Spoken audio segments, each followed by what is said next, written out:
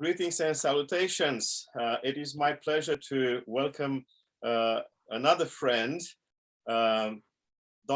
Efthymios Nicolaidis from Athens, who is a great friend, and I'm honored by his friendship and cooperation over the last several years. Welcome, Efthymios. Well, thank you, Doru, for the invitation. It's such a joy to see you face to face. We have very fond memories from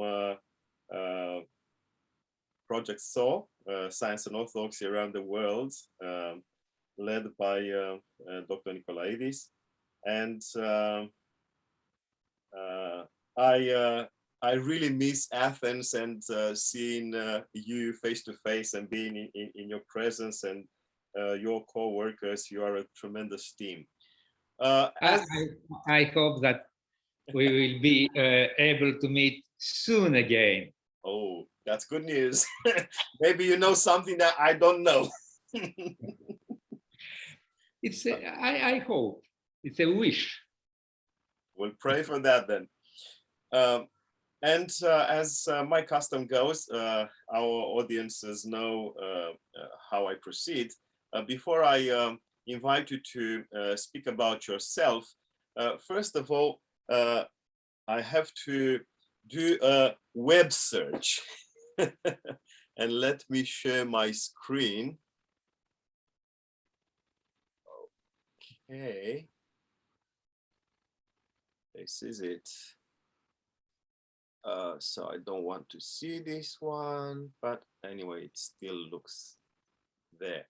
This is it. This is Efthymios's beautiful smile. On the main page of Project Science and Orthodoxy around the world, you see the official website of the project. The project runs since 2016, isn't it? 2016. Yes, exactly. At the Institute of Historical Research at the National Hellenic Research Foundation in Athens. And Dr. Nicolaidis is a project director. So the project had so far two main phases, 2016 to 2019, and it was rebooted in 2020 to go until 2023. And you see the on this page here, his profile page, the project, a number of links that will lead you who are interested in discovering the personality and the work and the contributions of Efthymios to a number of important sites. First of all, there's his affiliation with the National Hellenic Research Foundation, where he worked since 1984, so a lifetime for many of us. And he was involved with a number of international networks and associations like the International Union of the History of Philosophy and Science and Technology. He currently is the editor of Almagest. How do you pronounce it in Greek? Almagest, yes. Okay. Yeah. Go on. Yes, Almagest is a journal for the history of scientific ideas, as you can see on its title. It is published since more than 10 years now. We are at the 12th years of publication. It was launched with the support of a project of the European Union. We had a grant from the European Union to launch this journal. The journal now it's published by Brepols Publishers, and it is diffused by Brepols Publishers. It is published biannually, and its scope is to present a large span of themes on the history of science from the antiquity until our days. Also, we publish the works of the colleagues from Southeastern Europe, but it is not a journal for only the colleagues of Southeastern Europe. Yeah. You can discover it on the site of Brepols, and you can discover also the contents of these 12 volumes. Yes, I noticed, when was it, last year, you edited a very interesting, from my viewpoint, it's the best stuff that you can get, a very interesting issue of the journal on patristic works and early Byzantine works on the Hexaemeron, the 6 days of creation. That was such a thrill for me to read. Unfortunately, I got that issue of the journal after I finished working on my my book at the time. But I look forward to return to other jests and that issue on the Hexaemeron for my further work. That was amazing. Okay, just to finish the tour, this is the CV of Efthymios at the National Hellenic Research Foundation. He studied in France. He's a hard scientist by training, but then he moved to the history of science, and then he worked for the last more than several years now, many years, in science and religion. There's also an impressive list of publications here available. Look at these volumes, authored and edited. By the way, I have here Efthymios's book in English, Science and Eastern Orthodoxy from the Greek Fathers to the Age of Globalization, published in, when was it? A few years ago. 2011. 2011, yes. Okay, I'll show it again after I finish projecting my screen. And I want to finish this tour by again showing you the main page of Projectsaw, Science and Orthodoxy Around the World. It's a tremendous resource for all of us who are interested in discovering the potential of the Orthodox Christian tradition for the dialogue of science and religion, or science and faith. There it is, the book. I look forward to that day when we will be again face to face, perhaps sipping some red wine, and you'll be giving me an autograph. Sign the book for me.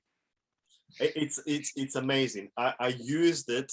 I quoted it. I discussed it at length in my recently released book, and I should thank you once again for the small grant you have provided me with from Projectsaw to finish my book, Humankind and the Cosmos, Early Christian Representations. Self-promotion is always my forte.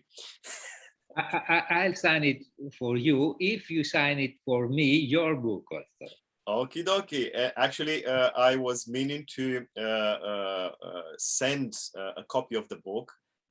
I know you have there in Athens already an immense library, a repository of Orthodox publications in science and religion, a library which is, by all intents and purposes, unique.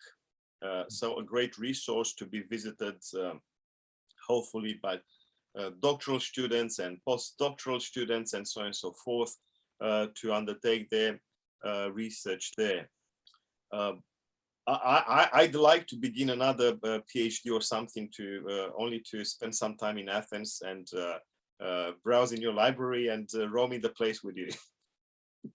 Yes, we can inform our public that at the National Hellenic Research Foundation, with a grant from Templeton World Charity Foundation, we have organized a library on science and faith, science and religion.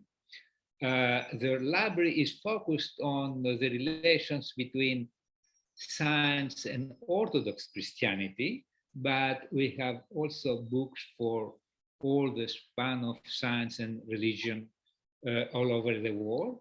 And we welcome researchers to work in this library. Wonderful. That's a tremendous opportunity.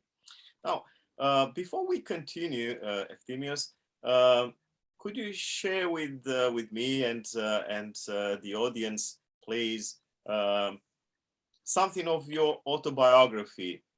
You started, as I said earlier, as a scientist, trained scientist, and then you moved to the history of science, and then I think as a natural consequence, you moved to science and religion. Can you give us some personal details, please? Yes, with pleasure. I grew in France because my parents moved there for a PhD, for their PhD studies in history. So my studies in the high school were in France, and I was good in physics and mathematics at school. So for me, it was natural that I followed studies in science. And as my parents were both historians, always they told me, do not be an historian. Follow hard science studies. So for me, it was natural to follow these studies, and I studied physics in France at the University of Orsay in the south of Paris. I studied physics with emphasis in astronomy because I liked very much, really very much astronomy. I like the sky, telescopes, all this stuff.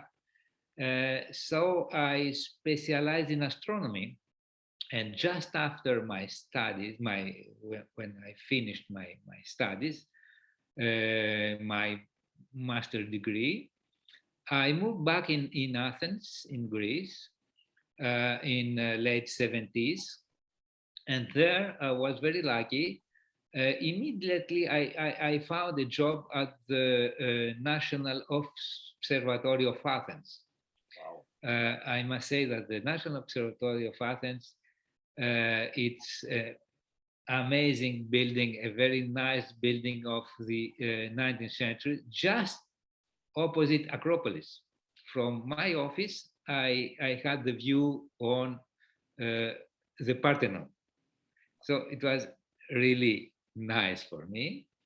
I worked there on solar physics.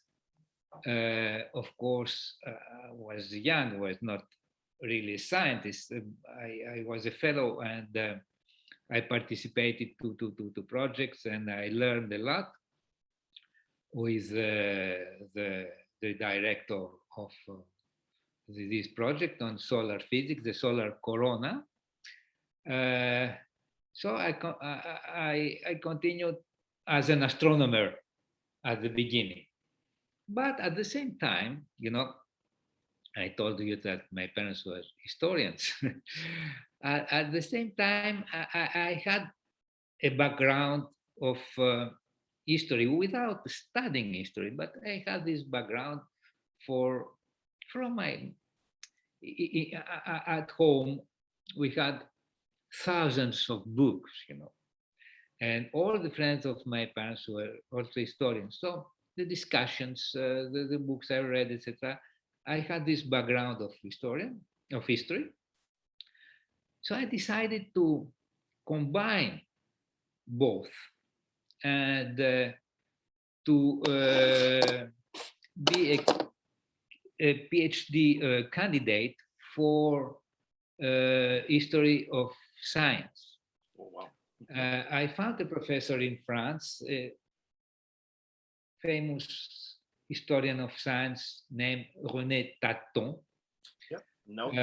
He was the leading historian of science in France at the 60s and 70s. And so I proposed, I discussed with him for the theme of my dissertation, and finally he proposed me to work on the 20th century on the history of astronomy. I must say that also I knew Russian. Oh. And because of that, my dissertation was, the theme of my dissertation was the astronomy on in Soviet Union from the revolution to the Stalinist era. Wow. So all the history of these astronomers who were, the Russian astronomers at the period of the revolution, they had a very large network of cooperation with the West, and they continue to cooperate with the West. The astronomy in Russia and after in Soviet Union was really a very strong field. And this was against them because the Stalinist regime did not like this cooperation with the West. They called them yep. cosmopolitans, Mm. and most of them perished in Siberia. Oh my! Like the theologians. There you go. Yes, it was a parallel, yes. They had parallel lives and parallel history. So my dissertation was on the astronomy from in Soviet Union from 1917 to 1936. After that, I continued as astronomer, but at the same time, I participated to some research projects in history of science at the National Hellenic Research Foundation. So I worked at the observatory, but I participated to this project as young researcher. And at that time, in the National Hellenic Research Foundation, there was a small team of historians of science who studied the history of science in the Greek world after Byzantium, so what we call modern Greece, from the 15th century to the 19th century.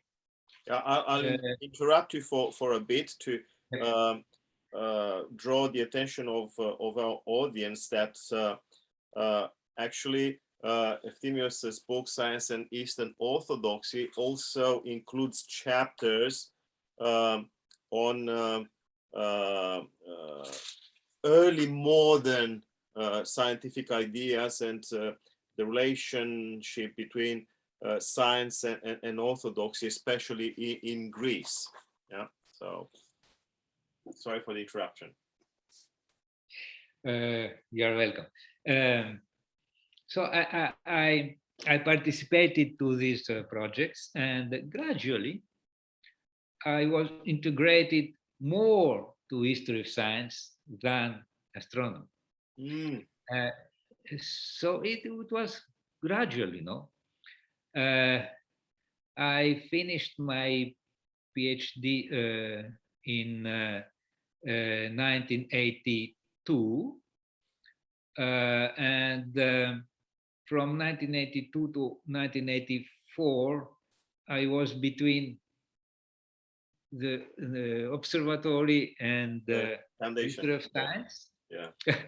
And finally, in 84, I was fully integrated in the history of science and in the National Hellenic Research Foundation. So I lived my career as a young astronomer, and I began a career as young historian of science. So my first research interest was, as I told you, the history of science in what we call modern Greece. So the Greek-speaking communities of the Ottoman Empire. These Greek-speaking communities were not only Greeks. Most of the education of the Orthodox people in the Ottoman Empire was at these centuries, from the 15th to the 18th century, were provided in Greek language. So many pupils of these schools were Bulgarian, were Romanian, were Serbian, etc., etc. But all these people, they participated to a common culture, a common scientific culture, a common Orthodox culture. Well, that's very interesting. So we with the colleagues of the National Hellenic Research Foundation, we continued working on this period from the 15th to the 19th century, from all the Balkans, the southeastern Europe. So we collaborated with also with colleagues from Serbia, from Bulgaria, from Turkey. It's interesting to say that in this Ottoman Empire, there were in fact two separate educations, and they did not communicate between them. Very, very little communication between them. The education of Christian people, Orthodox people, because the Christians, the big majority of the Christian of the Ottoman Empire were Orthodox, under the Patriarchate of Constantinople. These people were, the Patriarch of Constantinople was responsible in the Ottoman Empire for the education of the Christians. That's very interesting. Wow. That's very interesting. So there's this ecclesiastical tutelage of scientific education, isn't it? Exactly. It's amazing. Yes. So this actually shows that from a certain viewpoint in the Orthodox ethos, there is no reason for working with the rift, the break between science and religion, isn't it? Exactly, you are absolutely right. That's amazing. The scientific education was provided by the schools who were under the supervision of the Patriarch. Wow. Of the Orthodox Church. So it was, in fact, the Orthodox Church that introduced modern science in the Christians of the Ottoman Empire.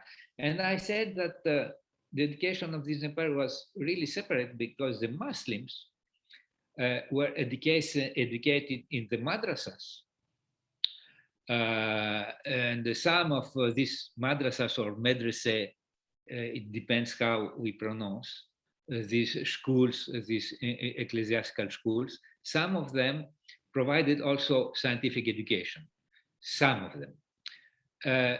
But it was really separate, two systems. And this system did not really, as I told you, communicate between them. Very, very little communication. The Christian education from the beginning of the 17th century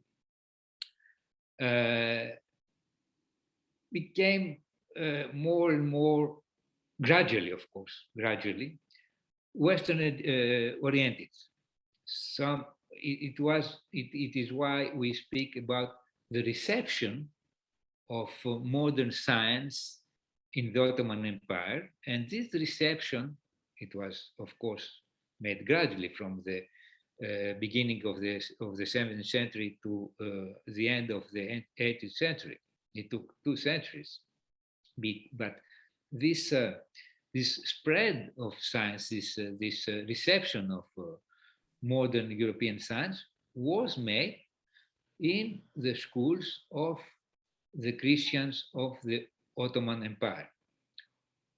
Of course, this reception was not made without without debates. There were many debates, and there were debates from for example, the main question was for the Christians and for the Orthodox of the Ottoman Empire.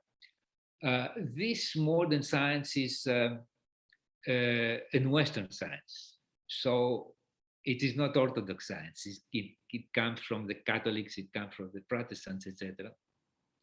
And some parts of the church were against this education, were against the new scientific ideas that came from the West. But the debate was not between Orthodox and non-Orthodox, not between the priests and the teachers. This debate was made in the church. So both the supporters of modern Western science and those who were against the modern Western science, both of them were ecclesiastic, were clerics, were in the church. Okay. Would you say that this very interesting development in the history of at least the Greek Church somehow anticipates what happened in the early 20th century when a number of Orthodox churches have adopted the new calendar while other churches stayed with the ancient one, the later antique Roman calendar?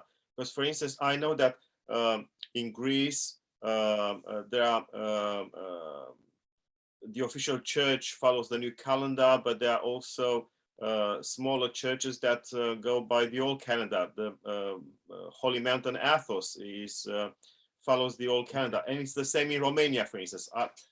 I assume that something similar happens in other places, but in Romania we have the mainstream church as a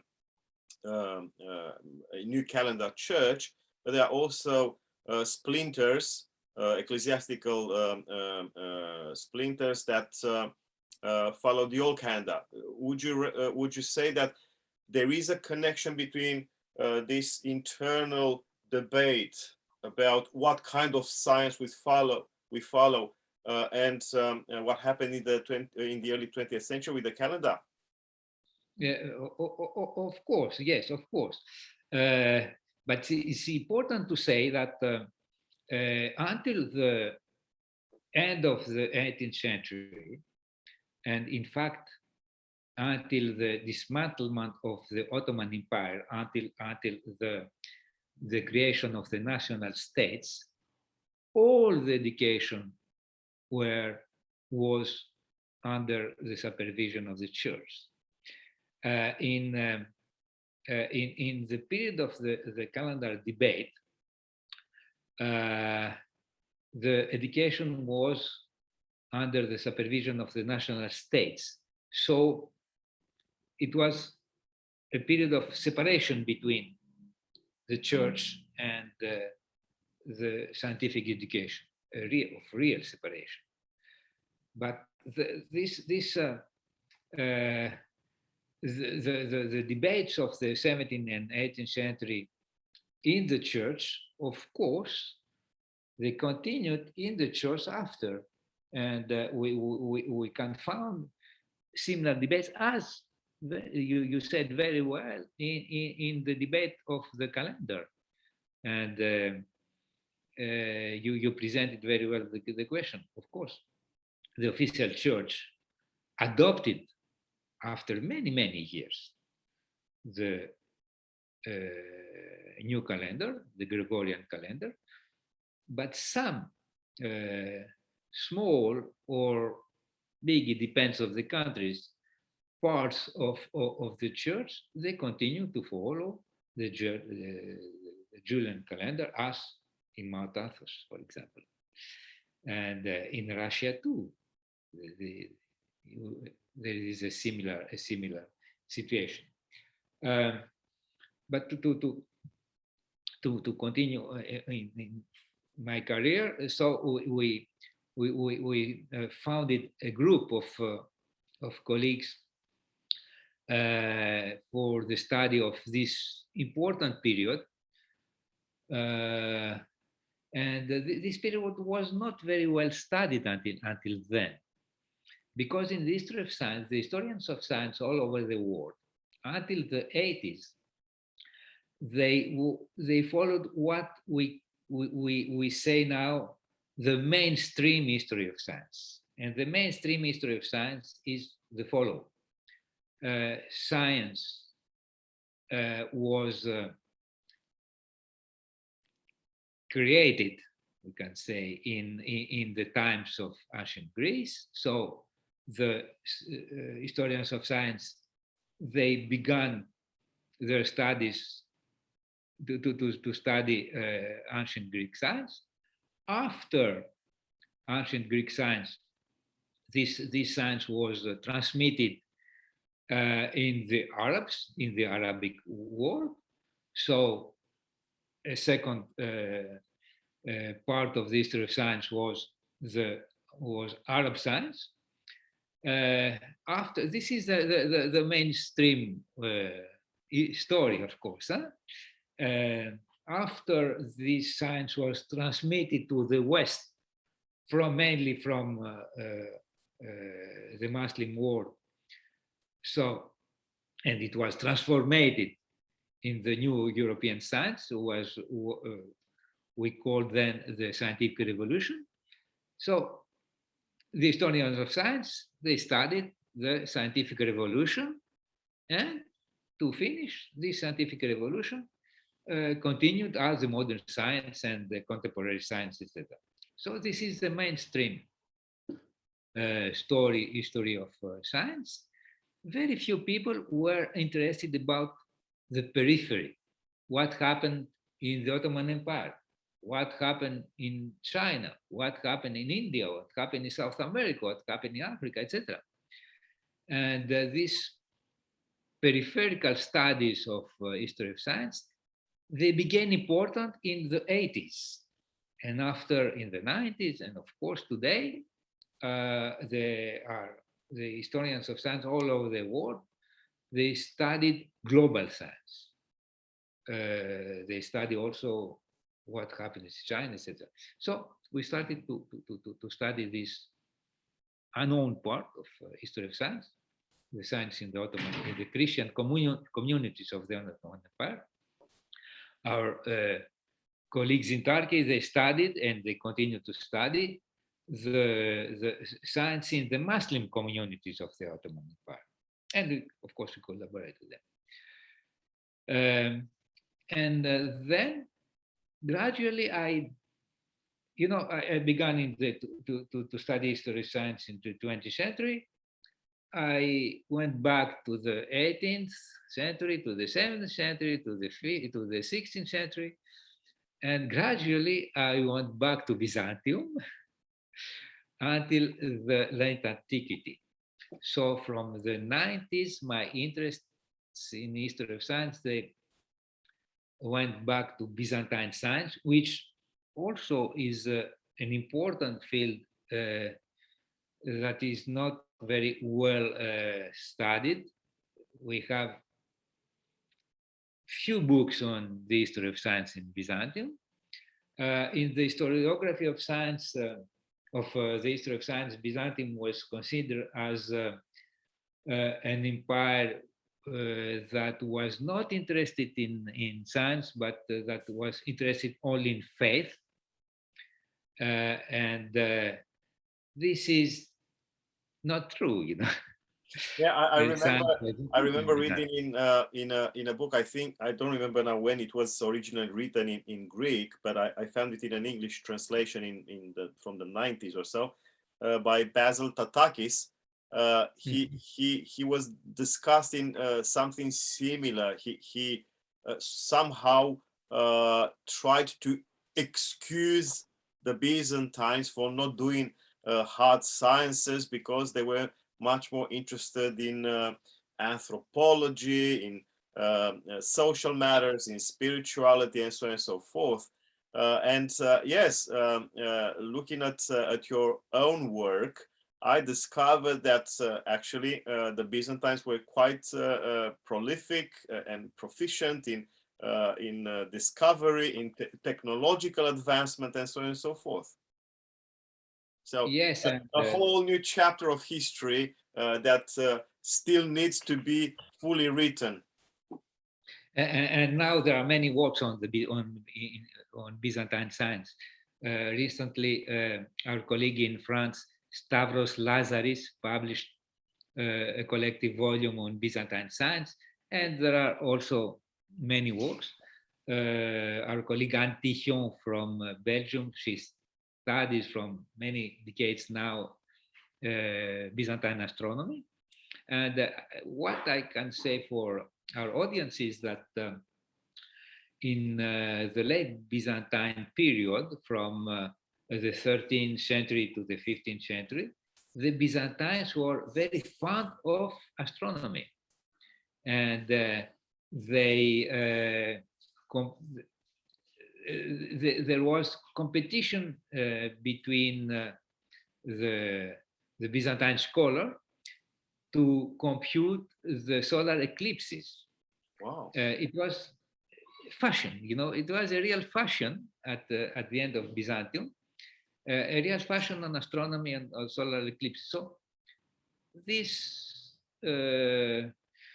part of the Byzantine civilization was not very known. Now, as I said, there are many works.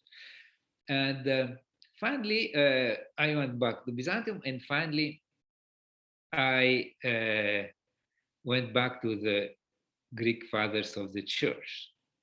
So my encounter with science and religion studies came also gradually from the debates between of the Orthodox people of the Ottoman Empire for modern science, from the debates during the Byzantine period, and from the discussions of the Greek fathers of the church on nature. And from the 90s, the late 90s, my main research field became the study of the relations between faith and science, and to be precise, the relations between Orthodox Christianity and science. Which is So, another under-researched domain, an under-researched field, because we have so much about Catholic, the Catholic faith and science, the Protestant faith and science, even the Muslim faith and science, and there's so little researched about the Orthodox. It's amazing. Exactly, yes, of course. There's a huge literature concerning the relations between science and with the Western Christianity. A huge literature from the late 19th century. In the late 19th century, the mainstream of the historians of science, they believe that there was, as they said, a warfare between science and religion. The term warfare was used in the late 19th century. But when these studies, what the large public knows is the Galileo affair.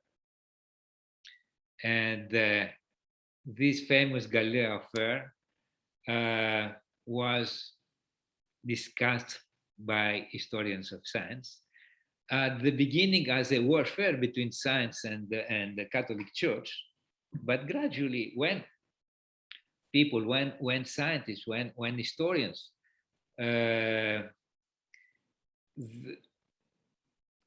continued to study, and when real research was made on this period, the majority of the historians, they came to the conclusion that even during the Galileo period, the Catholic Church was the main frame of science and the main frame of the astronomical science too, and that the Catholic Church gave a lot of money to study astronomy.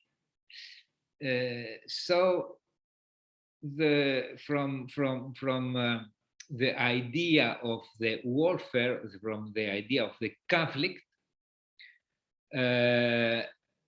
most of the historians moved to the another idea, which is called the complexity. The relations between the church and science are very complex. They depend on the people, on periods, on themes, etc., etc. I must say that from the late 19th century, also there were historians of science, as the most well-known is the French historian of science Pierre Duhem, who were against this warfare idea. Pierre Duhem was a Catholic and at the same time a very famous physicist.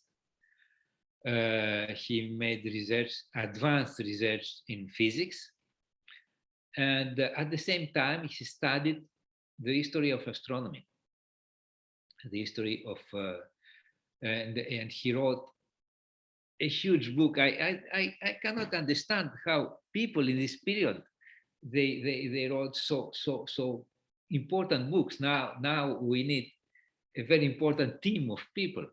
Pierre Duhem wrote 10 volumes. Yes. 10 volumes, yes, 10 huge volumes, called the history of the cosmological ideas from Plato, to Copernicus. And in his book, the 10 of the 12 volumes, 8 of the 10 volumes are dedicated in the Middle Ages. And Pierre Duhem, he studied, I don't know how many thousands of manuscripts. And he came to the conclusion that the astronomy in the Middle Ages, in the Western Middle Ages, the Latin world, was developed by the church, by the different churches of the Catholic churches. So from the warfare idea, he came to the conclusion of the cooperation. And after, mainly from the late 70s and the 80s, a whole international community studying the history of science, the history of the relation between science and faith developed, mainly in the Western Europe and the United States. And these colleagues came to the idea of complexity, as I said. One of the leading persons now is Ronald Numbers, who now he's an emeritus professor. He wrote a huge number of books, and he made what I can say a school, to support this idea of complexity. And other important colleagues, as Peter Harrison also, wrote books on this complexity idea, and many others too. Yeah, and it's interesting you mentioned our Aussie Peter Harrison. He actually has a very strong view about the origin of modern science in the Protestant Reformation. Yeah, so if you hear Catholic voices, you understand that things started to happen, and the beginning of the scientific revolution came way earlier, in the dawn of the second millennium. But it's interesting how this narrative comes together, emerges out of the interests of either Protestant and Catholic scholars and researchers, that there is a direct connection between Christianity, Christian Europe, for instance, and the origins of science. And of course, the topic of complexity is much needed, given that we cannot even conceive of the birth of modern science elsewhere than within this context of Christian Europe.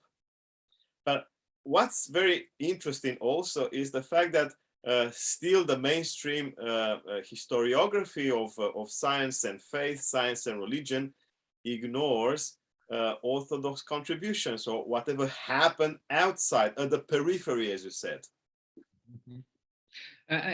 It's why I came. My idea is to go at the origin of all that. So I began to study the works of the fathers of the church.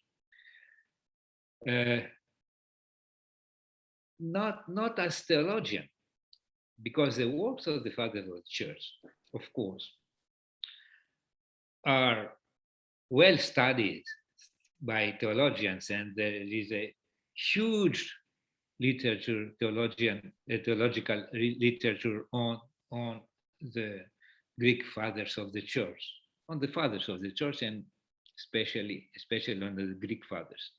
So my idea was to read the works of the Greek fathers with the eyes of a scientist, and not with the eyes of a theologian, with the eyes of an historian of science, and to read them, these works, not as books of faith, but as any book on nature. It's why I read and I studied what we call Hexaemera, this book on the 6 days of the creation. Hexaemeron is a Greek word, two Greek words, 6 days. So these books were written by the Greek fathers of the church in Greek to explain mainly the book of Genesis, the 6 days of the creation of the world by God. And I came to study this literature. There is a huge literature, but there are some seminal works. For me, it's my opinion. The most important Hexaemeron is this of Basil, of Saint Basil. And I came to this conclusion because this Hexaemeron of Saint Basil was copied thousands of times. We have thousands of manuscripts, and the catalog of all these manuscripts it's not possible to make a real catalog. This is a chapter in the book, Doru, of course. Thank you. The spread of this Hexaemeron was extremely important in the West, in the East, and the West too, because a few years after Basil wrote this Hexaemeron, it was translated in Latin, and it influenced also the Latin church, the Western church, in influenced Saint Augustine. So for me, is the most important book. But not only this Hexaemeron, there are many Hexaemeron from fathers of the church, and not only from fathers of the church. Later, there are Hexaemeron also from people who were not fathers, like the Hexaemeron of Philoponus during the 6th century. What I can say is that the main dogma of Christianity, which is God created the world. This main dogma leads to people to study the world because it's God's creation. So we must study His creation. And this is science and faith, of course, because by studying God's creation, people and the Greek fathers, to begin with, they needed science. They needed philosophy. They needed philosophy. They needed the ideas of people who already had studied the world, as the Greek philosophers to begin with. So in other words, their Christian convictions that the cosmos, the world, is God's creation, prompted them to study the world. But in order to study the world in a complex way, apart from biblical and theological instruments, they also deployed scientific instruments, whatever scientific knowledge was available at the time. So Exactly. in itself, this is like a harmonious synthesis of science and theology, science and faith, isn't it? Exactly. And if you read this hexaemera of the Greek fathers, you discover that behind them there is a literature on nature which came from Greek philosophers. You discover that there is a lot of Aristotle, a lot of Stoics in philosophers, and a lot of astronomy behind that. Yeah, the astronomy of Ptolemy. Most fathers have adopted the Ptolemaic system, isn't it? Yes, because it was a system of their times. For example, Basil and his brother Gregory, they studied Greek philosophy to begin with. So their idea of the cosmos, their cosmology, was what they learned at school.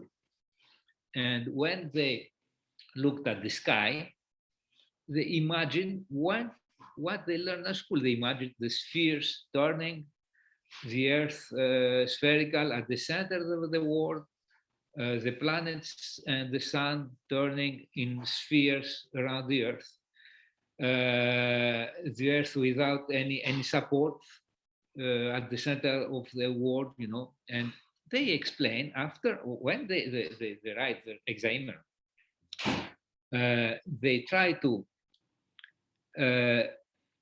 understand and to explain to people how this world is made. When you read the small book of Genesis, and especially the first part of this book, the 6 days of the creation of the world, there, this book does not give us an idea how the world is. If you read it literally, you know, as just as a book without any background, you can come to various conclusions, as the conclusion that the Earth is flat and water around that, etc., etc. It was not the cosmology of the fathers. So the fathers read this book and they imagined other thing, that what other people imagine reading these sentences. And so they combined what they knew about cosmology, about astronomy. They combined this Greek astronomy of the period with their faith, with this book of Genesis, and they presented a world as the Greeks, and you spoke about Ptolemy, of course, because Ptolemy, second century of our era, he summarized and all the knowledge of Greek astronomy before him. So the fathers presented this Greek astronomy as the world created by God. And we speak about combination of faith and science. At that period, they combined the Christian faith with the ancient Greek philosophy. And they created a new science, I can say, because this new science was the Christian science, based on the scientific, you know, not only experiments but all the scientific culture of the period, based on their scientific culture of the period, and also of their Orthodox, of their Christian theology. I think I see how you could navigate through the centuries. Is it safe to say that later Orthodox, even under the Ottomans, somehow maintained the same kind of understanding that intrinsically science and faith hold together when it is about understanding the universe, understanding the cosmos, rather than parting ways and being in conflict? Is this patristic foundation, or the patristic foundations of our tradition, are these foundations the factor that determined an entire history of science and faith in the Orthodox Church or in the Orthodox tradition, where there isn't much room for a conflict? I must say also that this went not without a debate, because I mentioned, for example, Basil, but there were also other theologians at this period and other believers at this period who did not agree with this combination of the book, the holy books, and philosophy. And they proposed to read only the holy books as such, without any philosophical background. So the debate in the church, not church and outsiders, the debate in the church began at the beginning. Wonderful. Those critical thinking.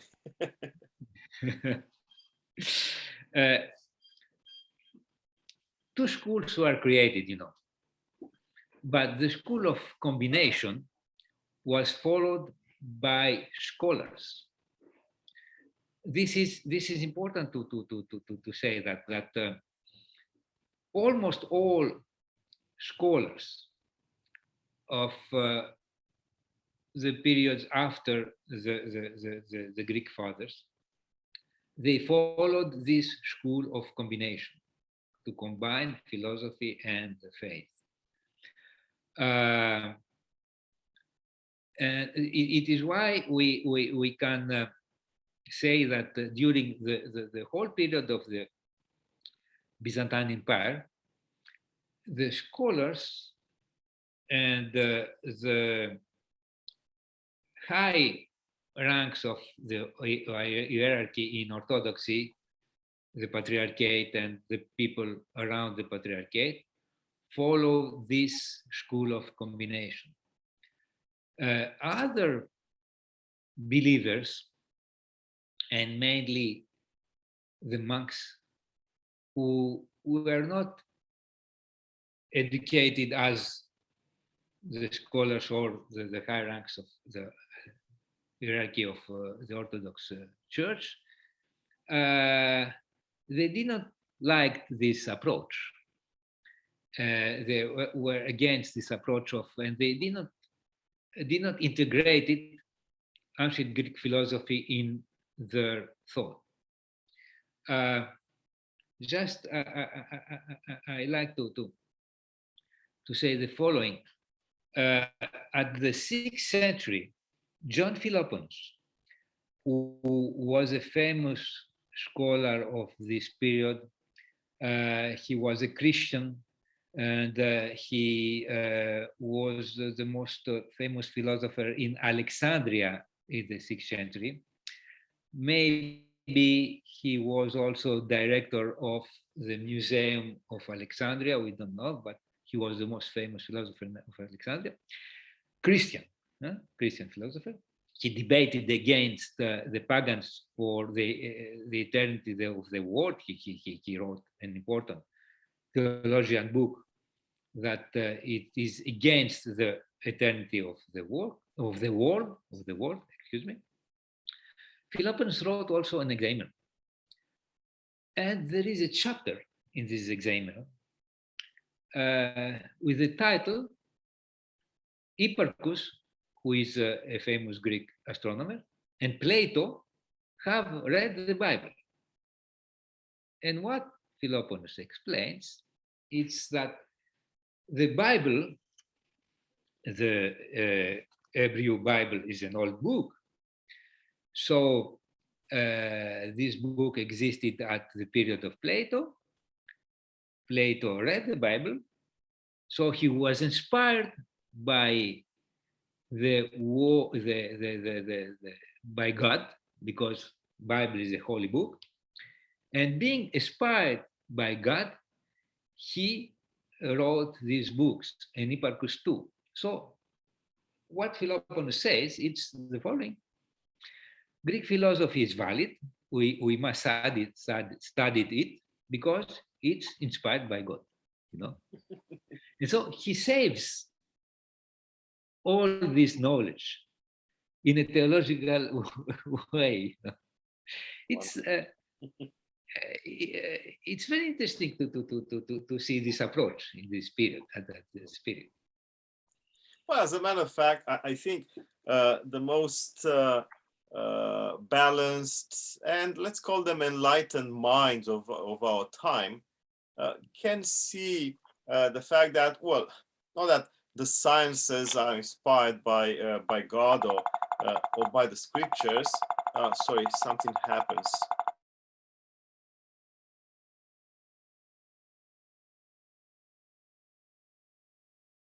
There's something wrong with my laptop. I don't know. It's some funny noise. Anyway, but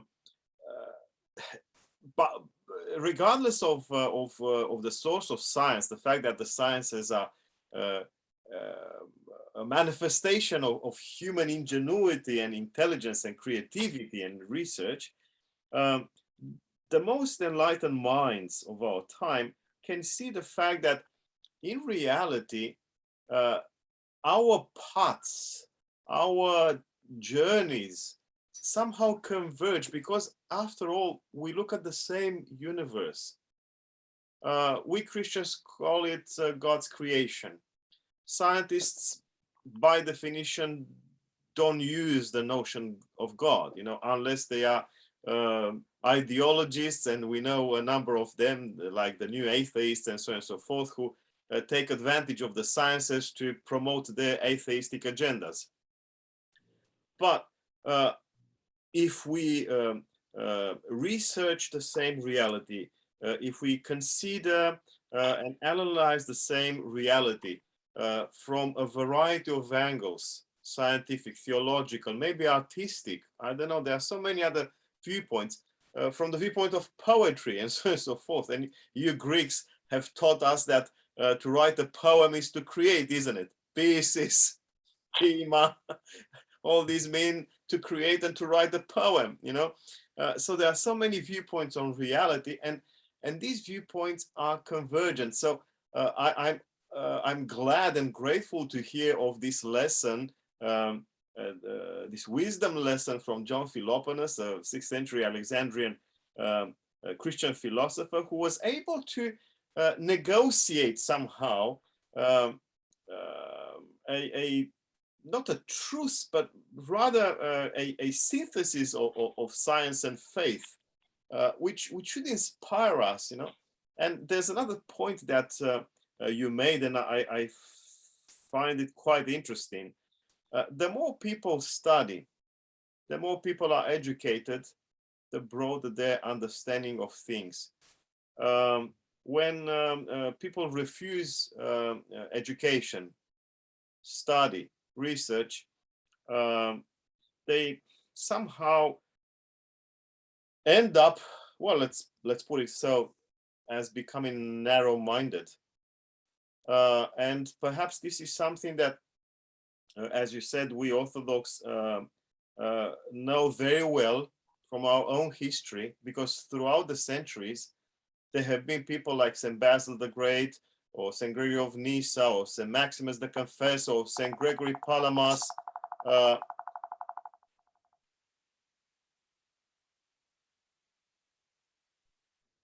who were able to see the bridges and the convergences between science and faith, and there were people who could only see divergences, rifts, conflicts, and so on and so forth. Are we Orthodox better equipped now, Efthymios, in the 21st century to tackle these matters, to discuss these matters of science and theology, or science and faith, now that we begin to know better our own history? Yes, this is a main lesson. I agree with you. This is a great lesson we must take from the fathers of the church. It's important to go back at the beginning and to see what we can learn from these wise people who made our dogma, our Christian dogma. And I hope that we are better equipped now with the help of the history of science too. And this field, which is called history of the relations between science and faith. I hope we are better equipped to continue to discuss these questions and to really combine faith and science, and not go to the idea of the warfare. Combination is the best thing we can do. Yes, and it's something that we all need, Christians and non-Christian, secular people, and so on and so forth, because as a matter of fact, our world, our entire culture of divisions has turned against us. We have become so proficient, technologically especially. We build so much, we invent so much, we create things, but there's something like a void inside. We haven't managed in the last few centuries to address seriously matters of human interiority. And as long as this conflict culture that opposes people informed by the sciences and people informed by the faith, I don't see how our culture of divisions and this inner void that most people feel can be actually fixed, can be overcome. Maybe our research, and I should express here my gratitude for your leadership in Project Science and Orthodoxy around the world. This kind of research that you have initiated and guided through all these years could lead us all to a superior wisdom where there's room for both, for faith and for science, for human interiority and external achievements, and so on and so forth. I'm very grateful, Efthymios, for the time you have allocated. I'm certain that our viewers will enjoy this conversation. And I wish you all the best. And I must thank you, Doru, for this invitation. I had the opportunity to develop some small ideas, and I thank also our audience. Many thanks. Thank you. We are very enriched. All the best, Efthymios.